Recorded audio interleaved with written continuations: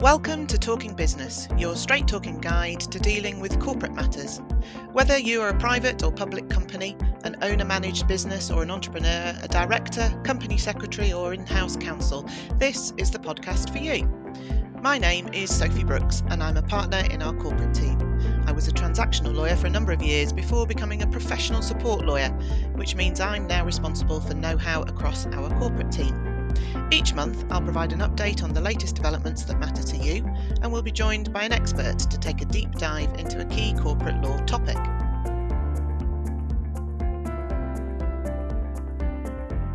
Hi everyone. So I've just got two cases for you this month, but hopefully they're both ones that you'll find interesting. And in fact, they both have real kind of practical implications, I think.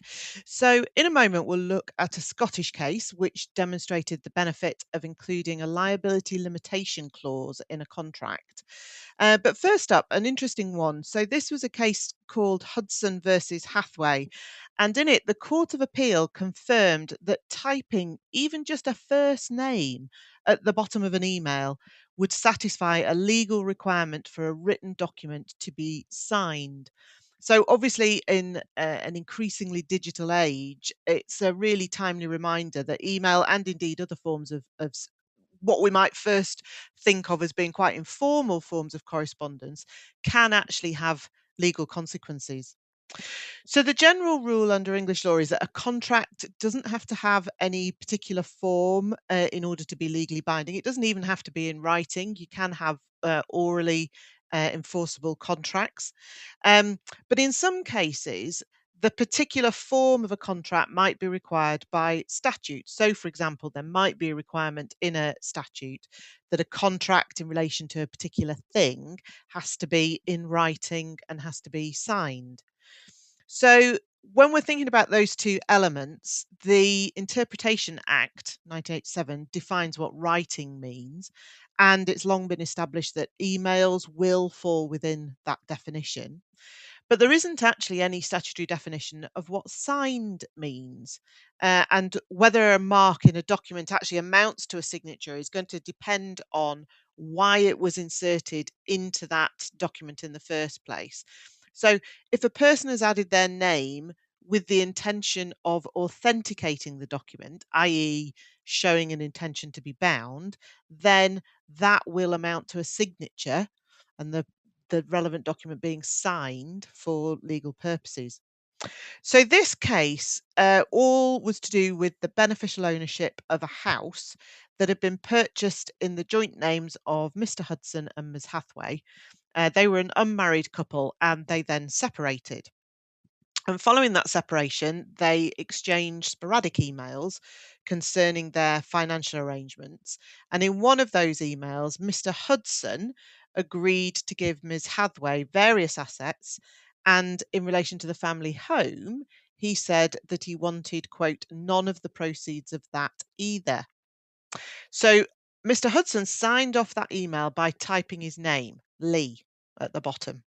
So Ms. Hathaway got that email. She then emailed back and she said, your suggestion, as I understand it, is you get sole ownership of your shares and pension. I get the equity from the house. Is that right? If so, then I will accept this. So Mr. Hudson then replied to that email saying, yes, that's right. And again, the email was signed off with Lee at the bottom. So later on, Mr. Hudson then issued proceedings seeking an order for the sale of the property with an equal division of the proceeds. So when Ms. Hathaway challenged that, then amongst other things, the court had to decide whether the emails that had Mr. Hudson's typed first name at the bottom of them complied with the relevant statutory formalities under the Law of Property Act, which required dispositions of equitable interests in land to be in writing and signed. So in this case, there was no dispute between the parties that the emails were in writing. So the principal question was whether the emails had been signed. So did that typed first name at the bottom of the emails amount to a signature? Well, the Court of Appeal said yes. By adding his name, Lee, to the bottom of the emails, Mr. Hudson had in fact satisfied the legal requirement for signing, and the emails did amount to enforceable disposition of the property. So, in reaching that decision, the court said Acts of Parliament should generally be taken to cover developments in technology if they give effect to the statutory purpose. The court also referred to quite a long line of authorities which we have now that held that deliberately subscribing a name to an email did amount to a signature. There was no distinction, the court said, between typing a name and an automatically generated email sign off that you might get sometimes at the end of an email. Both of those, the court said, were sufficient to indicate that the sender intended to authenticate the document. So, whether they've taken that positive step of typing their name in, or they have just relied, perhaps unconsciously, on the fact that their signature will be automatically inserted into the email, both of those will amount to a signature. So, email, obviously, very common method of digital communication, and it's used. I think we probably all use it both for commercial, for formal, but also for more informal purposes. And as the Court of Appeal highlighted here, the fact that individuals might be familiar with each other and sign off their emails just using their first name, that doesn't lessen the seriousness of any transaction that they might be undertaking in those emails. So inevitably, as lawyers are wont to say, every case will turn on its own facts and a proper interpretation of the messages between the parties, the particular way in which they're signed. But I think the lesson from the case here is that we really need to take care to ensure that email communications don't inadvertently amount to binding legal contracts if that's not what we intend them to be. So, as well as email, I think the same cautionary approach should also be taken when we're thinking about other informal methods of communication, including direct messaging, or things like WhatsApp, that kind of thing, or messaging via social media platforms. If the legal requirements for a contract are met, then the particular technology over which the contract is formed is unlikely to matter or indeed make a difference. So that was a case looking at email signatures. Now I'll just move on and look at a decision. This is a Scottish decision, actually, which is a really useful reminder about the benefit of including a limitation of liability clause in a contract. And the case also provided some helpful guidance on assessing whether that type of clause satisfies the reasonable test in the Unfair Contract Terms Act. So that particular act says that a contract term that excludes or restricts liability for breach of duty in the course of business will not be effective, so it won't be valid, unless it's one that is fair and reasonable. And the question of what's reasonable is considered by reference to what the parties knew or ought reasonably to have known when the contract was made.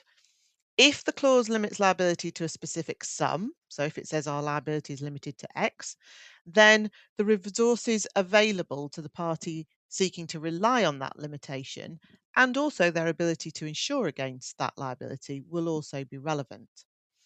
A couple of further factors that the court can take into account when deciding what's reasonable are the relative bargaining strengths of the parties, and then also whether the customer knew or ought reasonably to have known about the existence and extent of the limitation. So, had that limitation specifically been brought to the attention of the customer?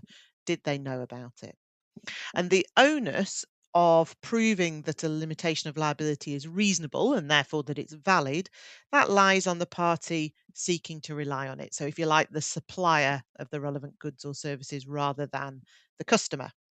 So this case, which was called Benkert UK Limited versus Paint Dispensing Limited, it was brought as a result of a fire at a printing factory.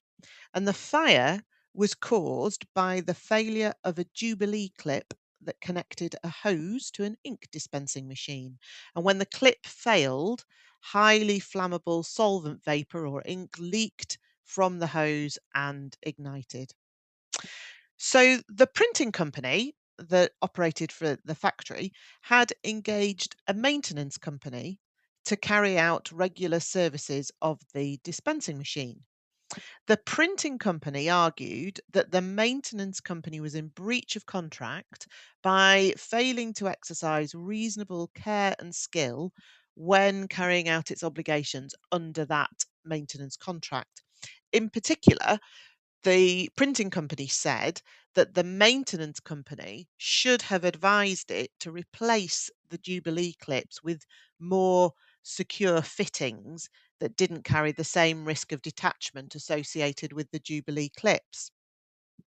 Um, but the maintenance contract contained a limitation of liability clause, and that provided that the maintenance company's total liability was limited to the annual maintenance charge, which was around £3,200. That's what the printing company paid each year for the maintenance services. And that £3,200 was considerably lower than the damage to the factory caused by the fire, which was around £29 million. So the printing company challenged the limitation of liability clause because, it argued, the clause didn't satisfy that reasonable test.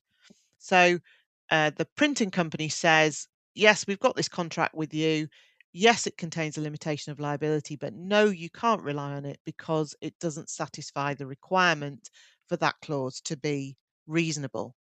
Now, in actual fact, a quirk of this case, the court, in the end, it didn't need to consider the limitation clause because actually the court said, well, the maintenance company hasn't breached the relevant contract. It said that actually advising the printing company to change the design of the dispensing machine by replacing the mechanism for attaching the hoses, that went beyond the obligations on the maintenance company under its contract to just maintain the machine. That was more than it had agreed to do. So it wasn't in breach of contract. But helpfully for us, actually, the court did go on to say whether if the maintenance company had been liable under the contract, it would have been able to rely on the limitation of liability clause in that contract. So the court noted that the reasonable test applied equally to contracts between large commercial parties as it did to contracts with consumers or small businesses. But obviously, the relative size of the parties involved, that could be something which affects their relative bargaining strengths, which, as we saw, is one of the factors that the courts can take into account when deciding whether or not a limitation is reasonable. Um, the court went on to say as well that when you're looking at, we're talking about commercial parties, well, they are the best judge of what's reasonable for them. And the court should be reluctant, really, to interfere with a bargain made between commercial parties. It said as well that the printing company could have attempted to negotiate the terms of the maintenance contract, including the limitation. And in particular, the court said, well, it had the bargaining strength to do that. It could, if it had tried to negotiate the terms, then probably there would have been a bit of movement, possibly by the the maintenance company, sorry. But actually, the printing company didn't bother doing that. It just accepted the standard terms offered by the maintenance company in relation to the contract. The court also said, in relation to this point about whether or not the customer knew, it said, well, the printing company clearly knew, or ought to have known, of the existence and terms of the limitation. In particular, it was the only clause in the contract that was in capital underlined letters. And that was a format that was clearly designed to be eye catching, to bring it to the customer's attention. So it was one, therefore, that the printing company knew about or ought to be taken of knowing about. In relation to the availability of insurance, remember that was another factor that could potentially be looked at. The court said that the printing company was in a far better position to estimate the potential losses to its business from a fire at the factory and to insure against those losses. And in fact, it actually had insured against the losses.